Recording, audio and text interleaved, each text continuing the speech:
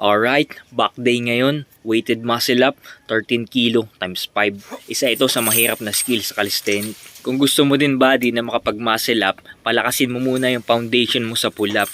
Kapag kakaya mo na ng 30 pull-up, straight pull-up, magandang form ng walang babahan, yon, pwede ka na makapag-muscle up ng kahit isa doon, may chance na. Pinagtuunan ko din ng effort itong skill na to para kahit papaano bilang isang atleta ay adaptable tayo. At ang isa pa sa opinion ko na dapat matutunan ng bawat atleta or kahit sino mang gustong maging fit ay ang mag-yoga. 10 minutes lang everyday, napakadaming tutorial sa YouTube at sa mga libro na pwede mong gayahin na i-modify mo sa sarili mo.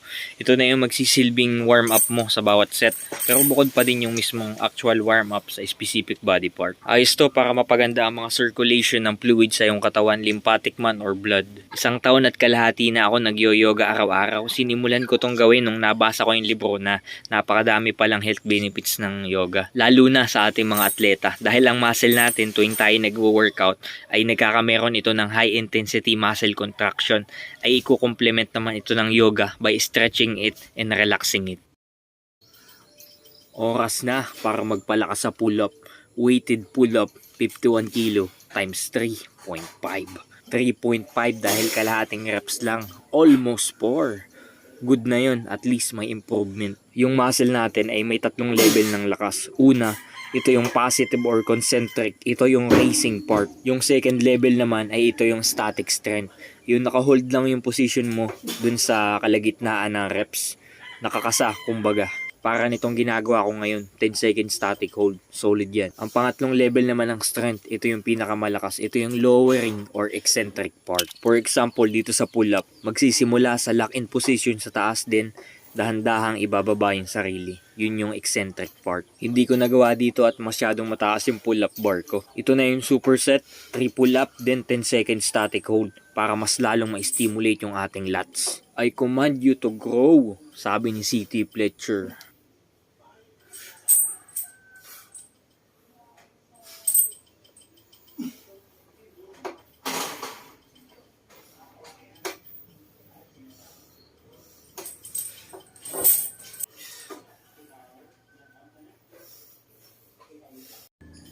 Third set sa back workout, weighted chin up naman, 51 kilo pa din, times 4. Tatlo ang natatamaan nitong chin up, bicep, back, saka forearm. Hindi na ako nagbabarbell curl, ito na lang, kinabukasan ang sakit ng bicep ko dyan. Weightlifting style to, kaya mabibigat ang binubuhat ko. Siguro sa next workout ko ng back, makaka 5 reps na ako dito. Yan, nakakalahati na ako dito eh. Yun ang basehan ko sa progress.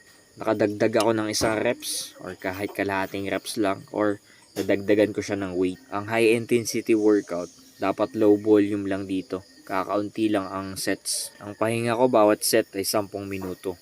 Dahil high intensity training to. Ang rest day ko ay 4 to 5 days. Mas maigi na yung mapahaba ang rest day kaysa magmadali. Dahil kung nagmadali tayo, hindi pa sapat yung recovery time. Sabi nga sa English, you will dig a deeper hole. Hindi pa fully recovered yung body, pero binanata na kaagad. So, wala tayong magigain doon. Mag-rest ka lang ng 4 days kung alam mong yung ginawa mong training ay high intensity training. Dahil itong workout na ito, hindi dapat ginagawa ito ng every other day. Ngayon naman, barbell row, 65 kilo times 8. Superset pa din. Dati, 72 kilo ang ginagawa ko dito. Binawasan ko na ng 7 kilo para mas maganda ang form. Ang natatamaan nitong barbell row ay yung lower back saka pampakapal to ng lats. Slow controlled movement lang, lalo na yung pagbaba para hindi delikado sa spine. Full range of motion, pagtaas at pagbaba ng barbell. Dito sa barbell row, ang aim ko lang lagi na reps ay 6 to 9 reps. Pagkatapos ko dito sa overhand grip, papahinga muna ako ng 30 second, then superset na ito. Dito sa underhand grip naman, 65 kg pa din, times 8 ulit.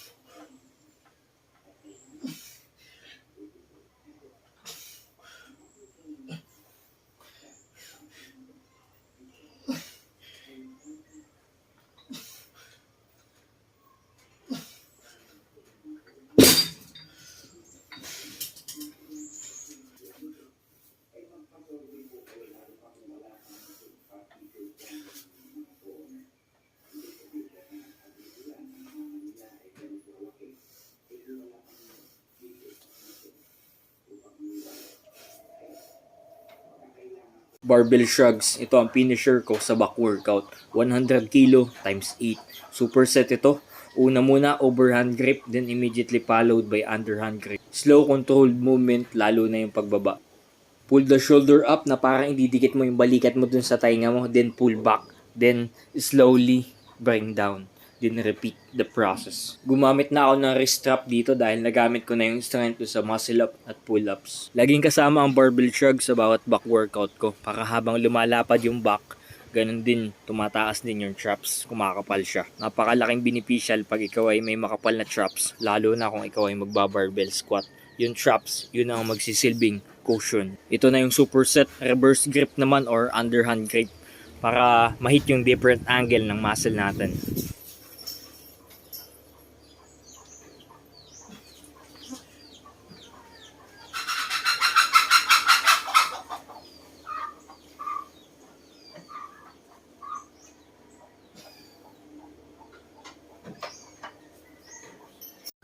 At syempre, at the end of every workout, dapat may upside down deadlift. Sino ba naman ang hindi gustong magkamero ng abs? Upside down deadlift naman, 9.5 kilo times 5. Superset din to.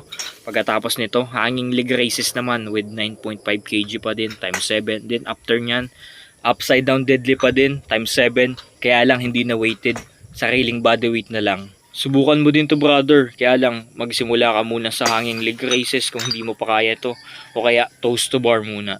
Bilang isang atleta, ayos yung madami tayong type of training na ginagawa. Hindi lang tayo basta nakakonform sa isang type of training. Tulad ng calisthenics, alam naman natin ang mga skill doon ay pambihira. Hindi basta-basta nagagawa ng sa isang buwan lang, lalo na yung mga advanced skills. Ito na yung sariling body weight lang na upside down deadlift. Yan, simpleng-simple na laang. Ang bumigay nilang sa akin dyan yung grip at nagamit ko na sa pull-ups.